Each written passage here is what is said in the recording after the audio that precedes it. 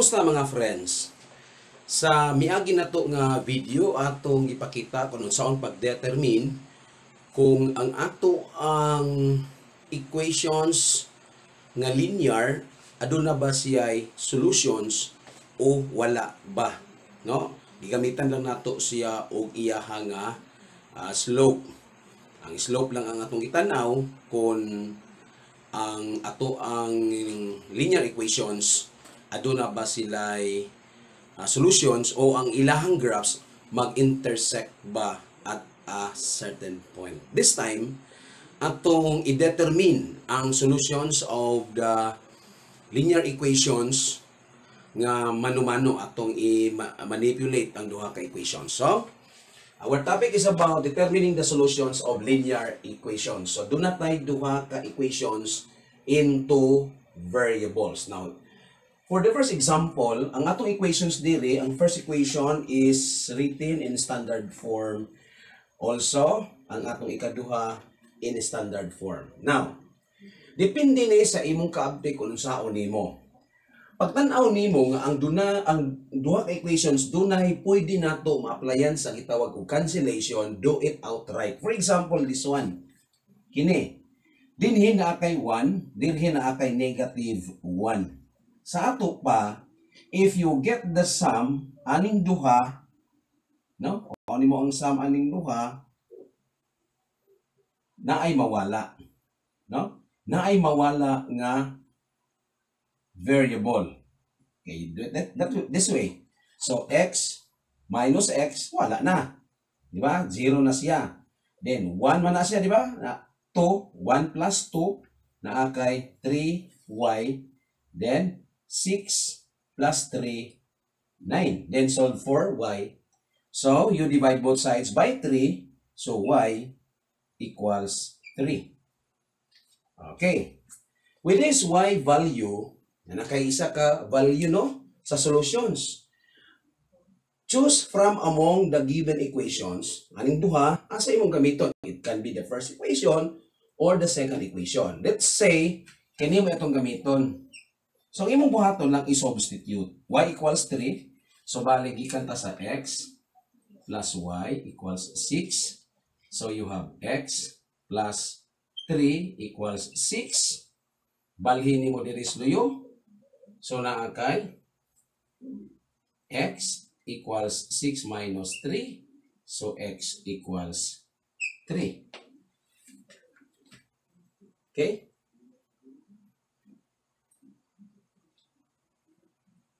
Kaya atong gamiton, may tanaw na to sa resulta.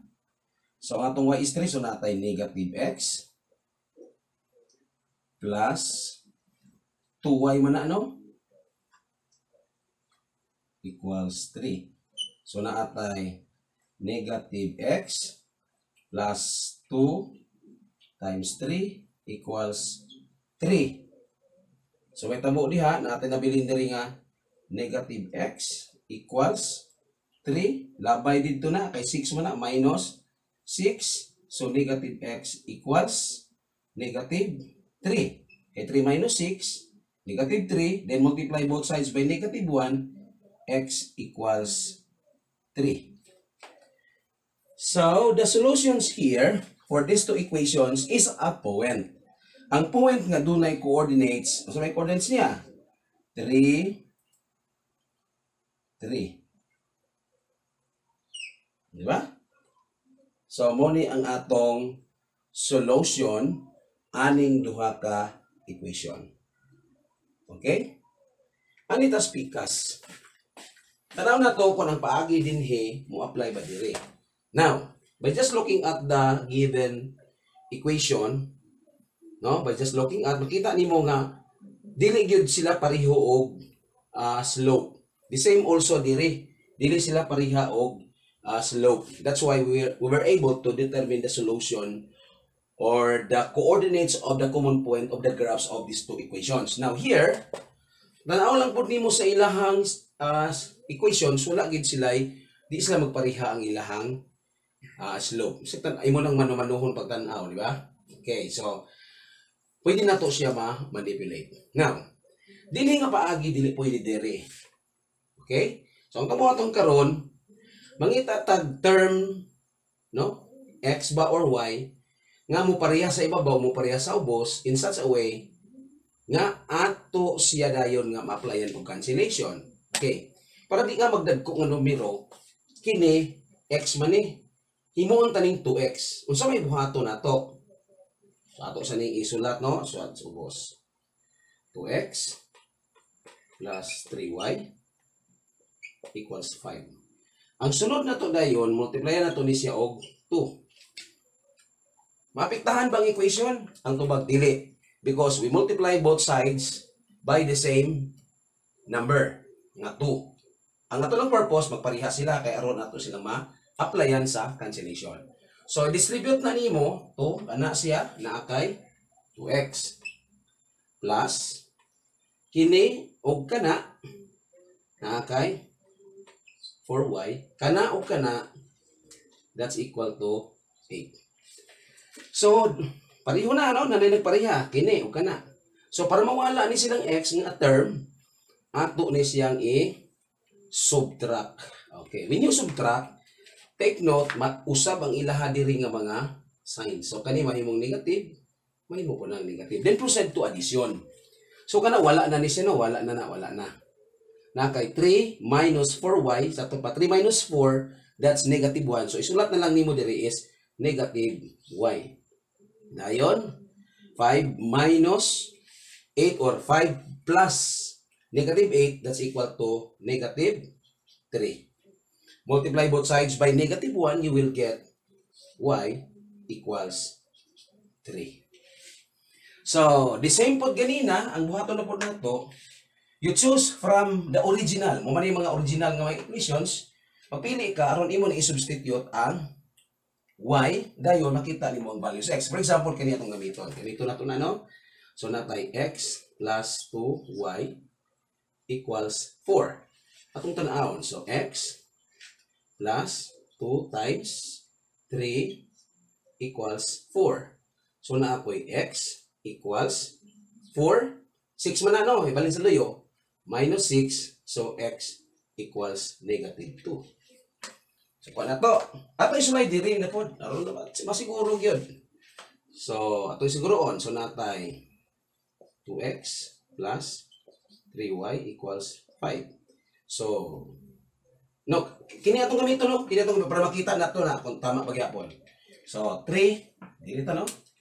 So, solve for x, no natay 2x plus 3 times 3 equals 5. So, naatay 2x equals 5. 9 man balhin diri, so may mo minus 9. So natay 2x equals negative 4. Divide both sides by 2. So x equals negative 2. So pareho ra ang atong nakuha nga resulta. Okay? So wa ta masayo. Therefore, ang solution set di ay, no? Ang solution set di ay or solutions ani, no? Ang ilahang intersection aning duha ka lines sa ilahang graphs, no, adunay coordinates, no, adunay coordinates nga unsa man negative 2, 3. So dapat ingon ani ang imuhang tubag tungod kay ang ato ang solutions ani, ang ilahang solution is a point. Kay kung imo ning sketch ang duha, puro line. So nasa lay point of intersection and there's only one for two lines drawn. Provided dili sila pareho og slopes or dili sila the same line. Okay? So ingon lang ana kasayon ang pagdetermine sa solutions of the linear equations into unknowns. Mga friends, kung inyo nangayan ang atong presentation, please like o doon na kamoy mga topic na gusto ninyong ipadiscuss. Isulat lang diya sa atong comment section. Mga hinaot nga kanunay naa kamo sa luwas nga kahimtang.